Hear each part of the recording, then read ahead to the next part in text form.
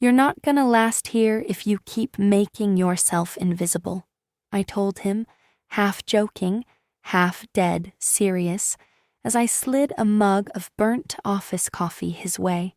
The guy barely looked up, just nodded, mumbled a thank you, and went right back to scrolling through some back-end system logs like they were love letters. No small talk, no jokes, not even a desktop background, just gray folders, clean code, and that weird air about him, like he was watching everything but giving nothing back. We'd onboarded 23 people that quarter, but Nathan Ridge? He stuck out because he tried so damn hard not to. He didn't have a cubicle, just a sad little rolling desk near the server room. No title on his badge, just N. Ridge, contract consultant. No one even knew what that meant. Most of us figured he was one of those outsourced cleanup guys, brought in to handle the boring technical debt while the execs chased shiny new projects. He never complained, never volunteered, just listened. And watching him felt like being watched in return. There's something about a man who listens more than he talks. It's either charming or deeply unsettling. With Nathan, it was both. He didn't flinch when Sydney barked at interns, didn't blink when Travis pulled rank to skip compliance review. Just quietly opened tabs, documented everything, and clicked in silence. We joked he was building Skynet from the shadows. I once asked him where he came from. He smiled, shrugged, and said, "Just passing through." If you're enjoying stories like this, don't forget to subscribe and like the video. It keeps these wild, true tales coming, and it seriously helps more than you think. Anyway, one afternoon, I noticed a yellow sticky note stuck crooked on his screen. His desk was usually spotless, so it stood out. Just 4 words scribbled in neat handwriting. Observe, then decide. It didn't look like a reminder. It looked like a rule. I couldn't explain why, but something about it made my stomach flip. He wasn't just passing through. Every week, he'd quietly submit these ultra-detailed system logs, things nobody asked for, but suddenly everyone relied on. Even the CTO started referencing his architecture suggestions during meetings, pretending they were cross-team innovations. I caught Nathan watching that too. No expression, just the faintest twitch at the corner of his mouth, like a man watching someone else cash his check. Then came the offsite. Big money meeting. Sequoia reps, funding pitch, all of us in blazers pretending we weren't 2 weeks behind on deliverables. That's when the power shift started, new investor muscle, new strategic shakeup. Word got out a new VP was coming in. Sydney looked like she'd just won the lottery. She started calling herself future Mrs. Kellerman before the guy even moved his monitors in.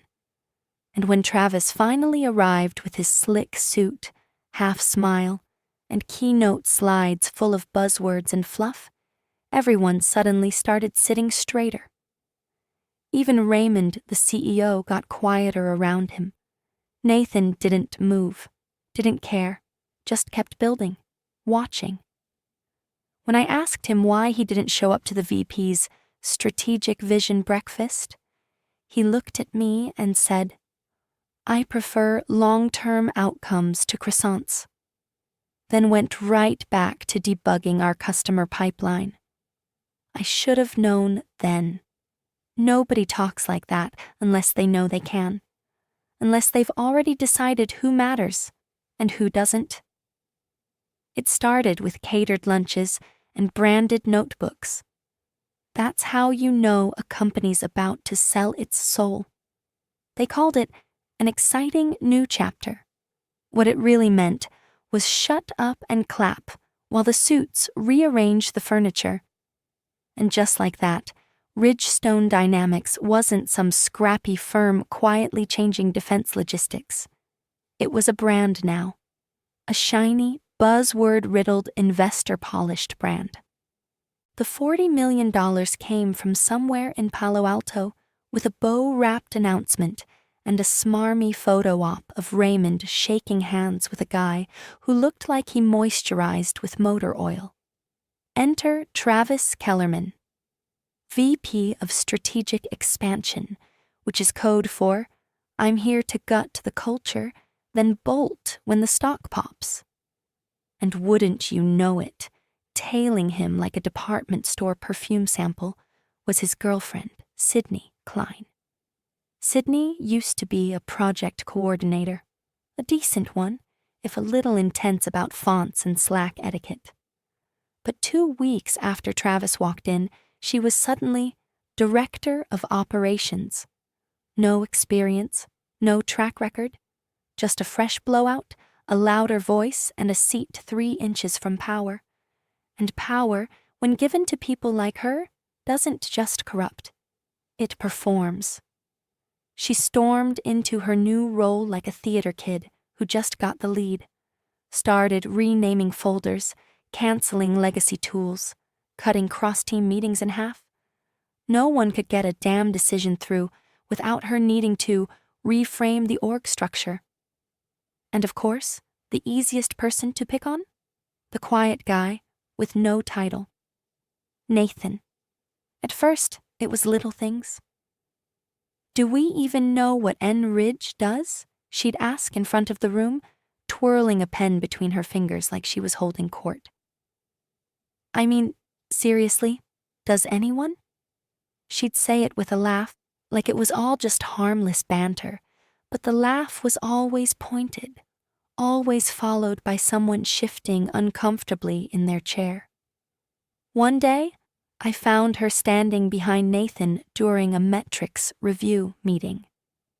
She leaned in and whispered, loud enough for the room to hear, "Must be nice having a job where no one expects anything." Nathan didn't blink. He didn't flinch. He just closed one window and opened another. I think it was our billing system backend. The man was built of smoke and wire. But I knew that look, stone still on the outside, absolute calculation underneath. That wasn't retreat. That was memory. Then came the org chart. Quietly updated, no announcement. Just a new structure dropped in the shared drive like a loaded weapon. Nathan's name wasn't on it. Not under engineering, not under strategy, not even contractor. Just gone. Sydney's name, however, all over the damn thing. New team, new department, direct line to Travis. It was an empire built on laminated status and cappuccino meetings. I walked past the HR bay one afternoon and caught one of the assistants, Beth, sweet girl, always scared of making waves, sitting stiff at her desk. I asked her if she was okay. She glanced at me, then at the hallway behind me, then leaned in. "She's gunning for him," she whispered. "Said he's a ghost role. Dead weight. She thinks no one will notice if he's gone." I asked her if Raymond had approved anything. She shook her head. "I think they're doing it fast, quiet. Travis wants clean cuts before next quarter's audit." I thanked her and turned the corner, heart pounding. I'd seen a lot in this company. People poached, roles erased, titles shifted in the night. But this felt like they were poking a bear because it hadn't growled yet. Nathan didn't deserve this. But maybe, just maybe, they did. Sydney didn't just step on toes. She ground them into the tile like cigarette butts. She had this way of weaponizing questions, lacing them in sugar, like, just wondering, does anyone actually track what Nathan's contributing to deliverables? She'd tilt her head, smile just enough, and look straight at the junior staff for backup. The poor kids would glance at each other, unsure whether to nod or pretend they didn't hear. And Nathan? He'd barely lift his head. He'd just highlight a line on a spreadsheet, press enter, and let the silence stretch until someone changed the subject. But silence doesn't protect you forever. Eventually, the pack smells blood. I watched her ramp it up over days. First, it was mocking tone.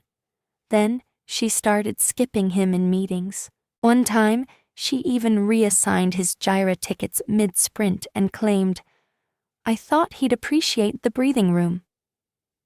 When no one laughed, she doubled down. "Look, if it were up to me, he'd be gone already. Lucky for him, I'm about to be family, right?" She said that last part during lunch, loud enough for half the cafeteria to hear. Travis was sitting beside her, swirling sparkling water like it was wine, and didn't say a damn thing. That was when I realized Nathan wasn't being ignored. He was being erased.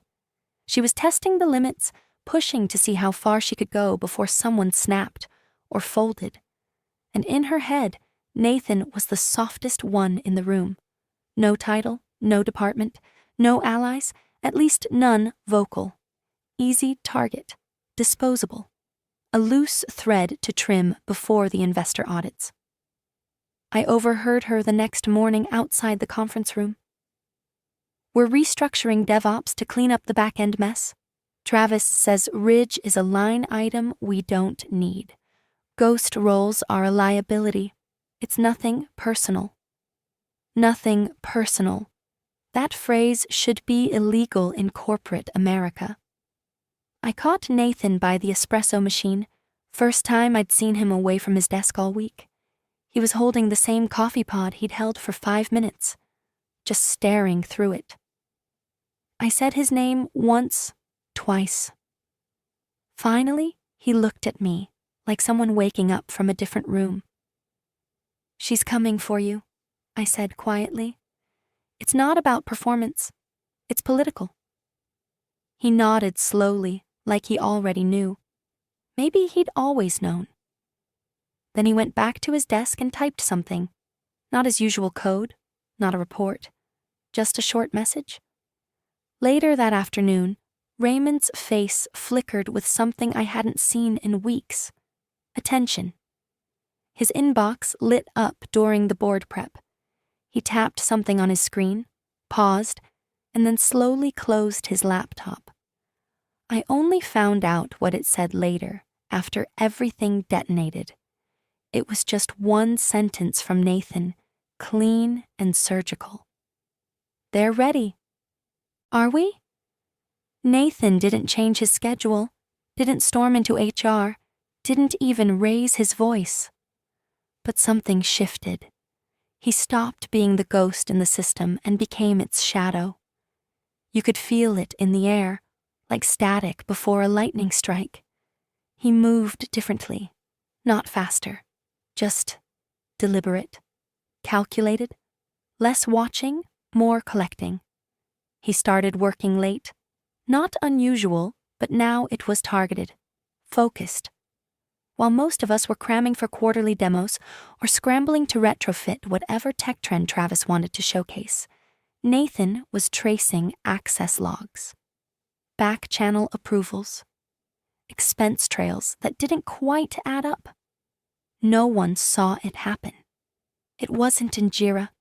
It wasn't tracked on Slack. He lived in the basement layers of our infrastructure, the forgotten admin dashboards, the dusty compliance plugins, the deep retention email backups that required 2 keys and a whisper. Sydney, for all her bluster, didn't understand how soft systems worked. She saw org charts and assumed they were law. She didn't realize Nathan had built half the retention backbone years before she even knew what metadata integrity meant. While she bragged in meetings about streamlining visibility, Nathan was quietly stitching together her digital footprint, one buried exception rule at a time. I caught a glimpse once. He left his screen unlocked for a split second. I saw a spreadsheet, not one of ours, a private one, full of cross-referenced fields, travel dates, invoice batches, department charge codes, and 2 names repeated more than anyone else. Kellerman, Klein. They weren't just messy, they were greedy. Expense reports were being shuffled under departments that didn't exist. Projects billed for tools that had already been deprecated. A ghost vendor named K-Trend Solutions kept popping up across 4 different team budgets. Nathan didn't say a word. He just documented everything, backed it up, and nested it inside the internal archive system, 2 levels below standard audit access. That same week, I overheard Sydney in the HR nook again, snapping at poor Beth. "Just prep the damn paperwork. We'll call it redundancy, or whatever sounds polite. He's a line item, not a human. Travis will handle the justification." Beth looked like she wanted to quit on the spot. I stayed silent, let the hallway swallow the moment. Meanwhile, Nathan left his desk exactly twice all week. Both times he returned with a USB-C drive and a sealed manila envelope. He didn't speak. He didn't blink. He just kept typing. Then on Friday night, long after most of the office had cleared out for happy hour, something changed. The CEO's private cloud folder updated. Normally, it was locked down tighter than a drum. No one could touch it, let alone see its contents. But a notification pinged. Just a small file upload, no email, no subject.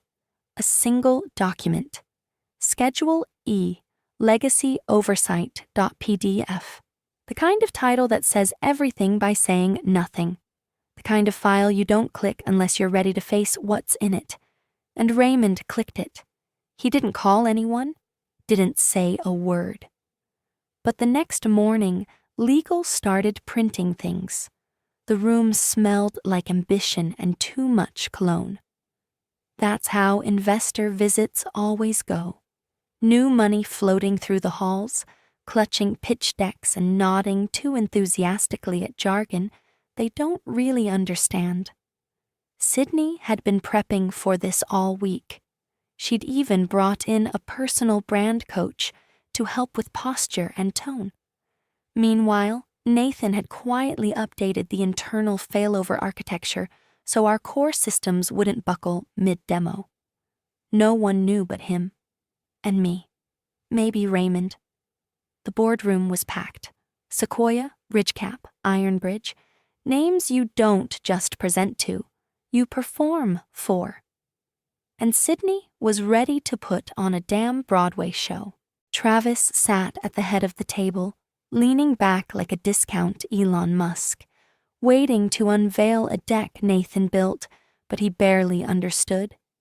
It was all going fine until one of the investors, an older guy with silver hair and quiet shoes, glanced at a system flowchart and asked, "Who designed this?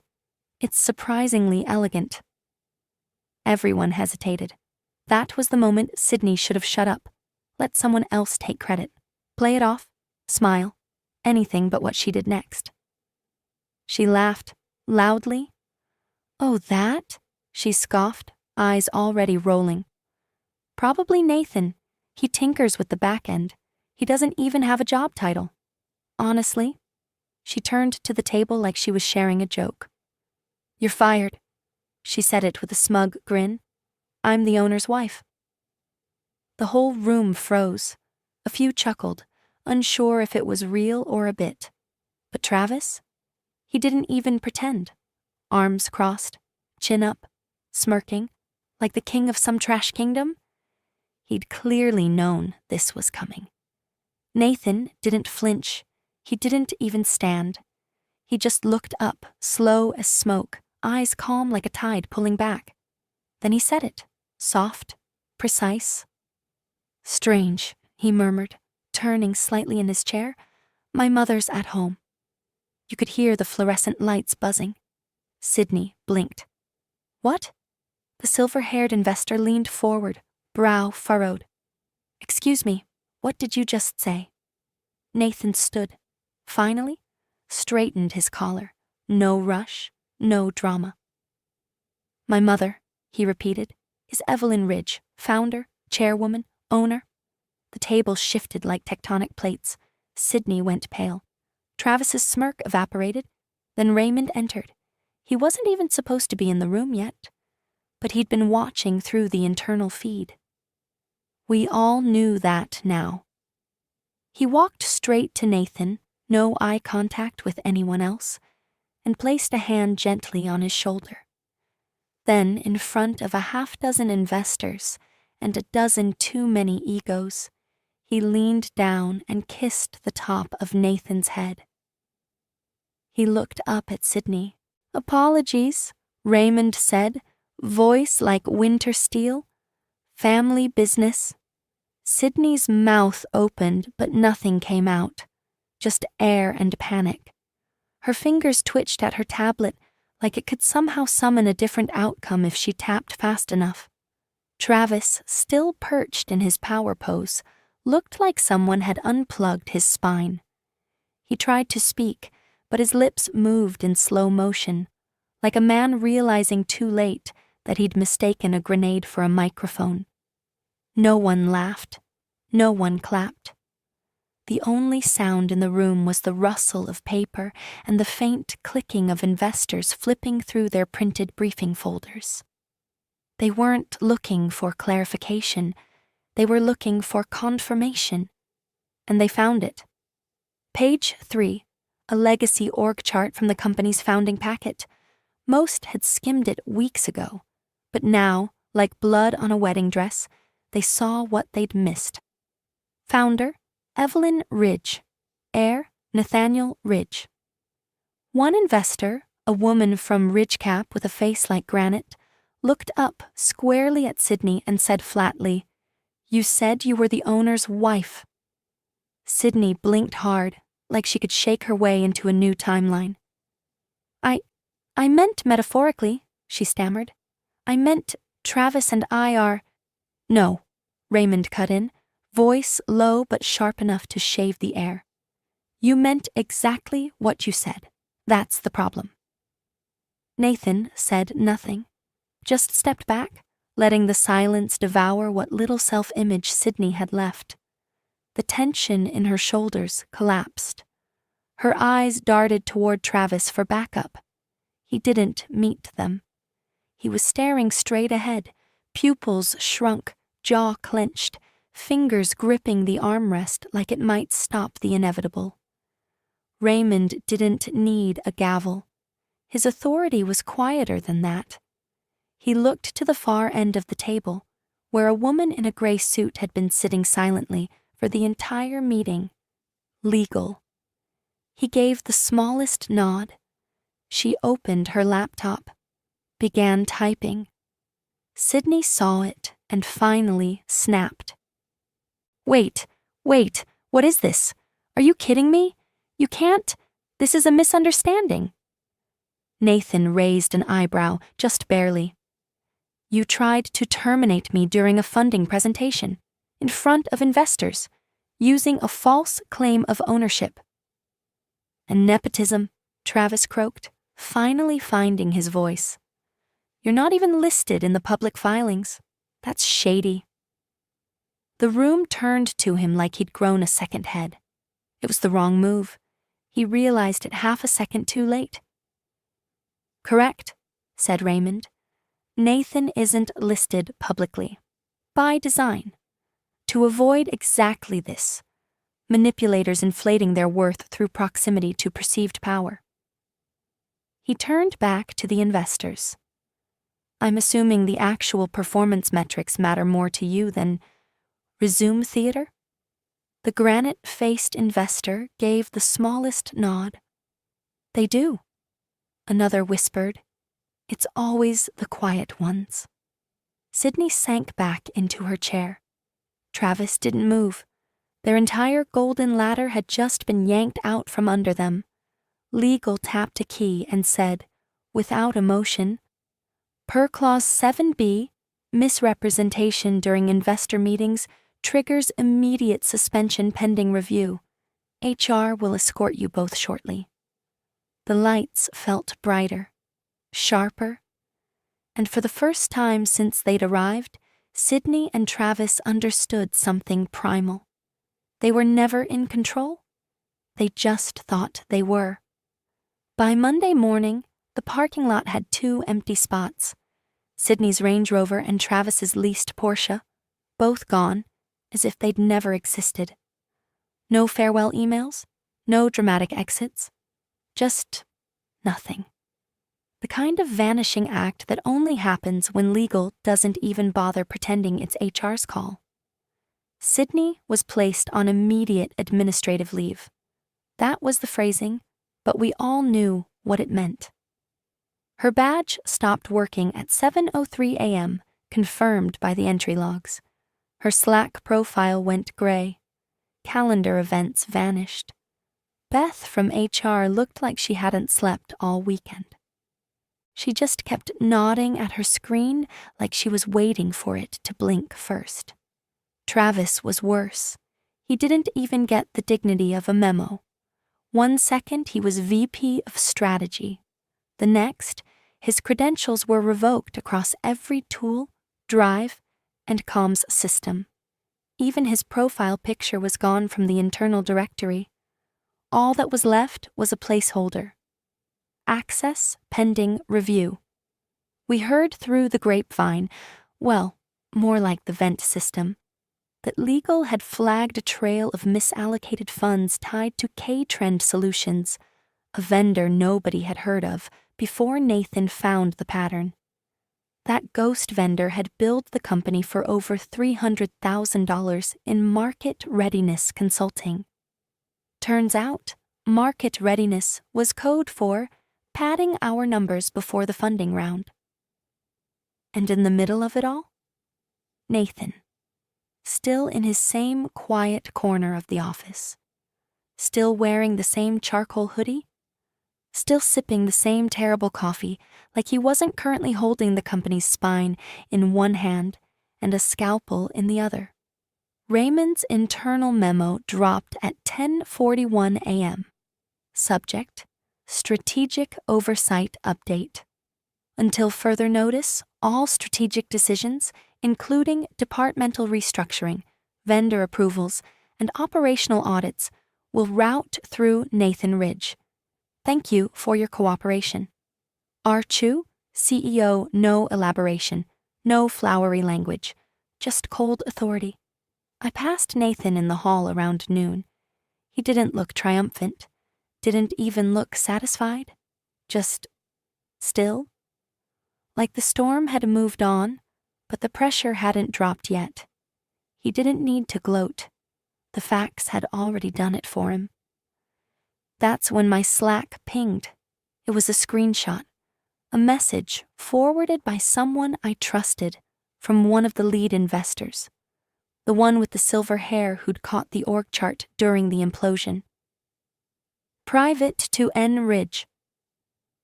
You handled that perfectly. We'd like to speak, one-on-one. I stared at it for a long time. Because there's a certain kind of power you only recognize when it moves in silence. When it doesn't ask for a spotlight. When it lets everyone else hang themselves with rope they insisted on tying. Nathan didn't swing the sword. He just made sure everyone saw who sharpened it. It unraveled like cheap tinsel the moment people stopped pretending to be polite. The minute Sydney's badge stopped working, the whispers turned into full-blown excavation. People started talking, really talking. The assistant from finance remembered Sydney bragging once about Evelyn Ridge's private estate in Sonoma and how she was going to redecorate it as a wedding gift. Someone from the first floor swore she once called herself the next Evelyn. At first, we thought it was garden variety arrogance. Then the background checks were pulled.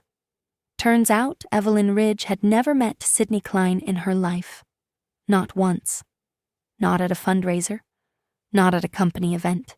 Not even a photo op handshake. Nothing. But Sydney had told at least 3 department heads that she was practically family, and had implied, sometimes outright stated, that she was engaged to Evelyn's only child. In meetings, she dropped lines like, "Evelyn's always said I'm the only one who keeps Nathan grounded," with a laugh that sounded like it had been rehearsed in front of a bathroom mirror. Her actual resume? Fabricated. Half the job titles didn't exist. Director of Workflow Architecture? Total fiction. The longest verified employment before Ridgestone was as a real estate assistant in a 2-person office in Modesto. Her Agile certifications were screenshots. The photos of her global operations tour were lifted from someone else's Instagram. Reverse image search, lit up like a Christmas tree. As for Travis, his audit went deeper. K-Trend Solutions wasn't just a ghost vendor. It was real. Registered in Delaware. But the address? A P.O. box tied to a financial shell company. Registered agent? His college roommate? Their supposed consulting work all aligned perfectly with investor milestones, contracts that inflated monthly active users and back-end system scale right before quarterly reviews. The emails Nathan had traced showed Travis coordinating timelines. "We need the system load numbers bumped by 30% before Friday. Add stress testing as the justification." It was all there, in the headers, the IP logs, the payment authorizations. Travis hadn't just faked success, he'd sold it, and then dared to stand in front of the investors and call it vision. But there were no explosions, no screaming matches in the hallway, no grand confrontations, just silence. One day, a few folders were locked. The next, departments were rerouted. Old names dropped from dashboards. Budgets shifted. Nathan watched it happen from his corner desk. Still no title plaque. Still no dramatic speech. Just that same calm, like he'd always known this was how it would end. Not in fire, in erasure. And then came the final signal. A folder appeared in the investor data room. Unannounced. No fanfare. Transition plan? NRI opened it. Inside were updated charts, rollout frameworks, team realignments, infrastructure schematics rewritten in Nathan's hand, scanned notes layered with tactical implementation models. It wasn't just a patch. It was a re-architecture. Quiet. Clean. Absolute. That's when I knew. He wasn't rebuilding what Travis broke. He was restoring what was already his. The boardroom felt different that morning. Not louder, quieter, actually. Like the building itself had exhaled after months of holding its breath. Gone were the vision decks and performance theater. No catered croissants. No half-empty La Croix cans littering the table like the aftermath of a startup hangover. Just clean lines, old wood, and the presence of people who knew the difference between authority and noise. Nathan stood at the head of the table. Not at the corner, not near the back. The head. Same hoodie, same dark jeans. No gold cufflinks, no LinkedIn grin, just him, clear-eyed, steady, the kind of man who didn't need to fill a room with sound to take control of it. Raymond stood beside him. No big announcement.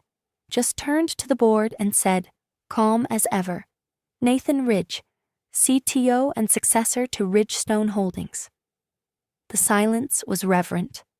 One of the investors, the silver-haired one from Sequoia, leaned back and whispered, just loud enough to be heard, "We like him better than the myth." Nathan didn't react.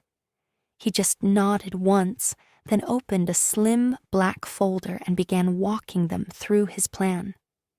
No hype, no buzzwords, just a strategy that understood the guts of the system because it had been rebuilt from the inside by someone who never needed credit to prove value. He wasn't pitching, he was inheriting. And the board? They listened. Because finally, someone was speaking who hadn't tried to sell them an illusion. Down the hallway, I caught a glimpse of Sydney, flanked by 2 HR leads, holding her phone like it might still save her. She didn't cry. That would have at least been human. She just looked stunned. Like someone who spent so long acting like royalty, she'd forgotten what it meant to be a guest in someone else's kingdom. Travis was already gone. His access revoked, his badge deactivated, his office stripped within an hour. He didn't get an exit interview, just a notification and a locked door. And Nathan? He finished the meeting, closed his folder, and looked toward Raymond with that same unshakable calm. There was a beat of silence, like the whole room leaned forward instinctively. "Mom said to thank you," Nathan said. Raymond gave the faintest smile. Not smug, just proud, the kind of smile built on years of restraint. "She was right," he said. "Watching them first was the smart play. That was it. No fireworks, no vengeance speech, just a legacy restored, quietly, efficiently, exactly how he wanted it."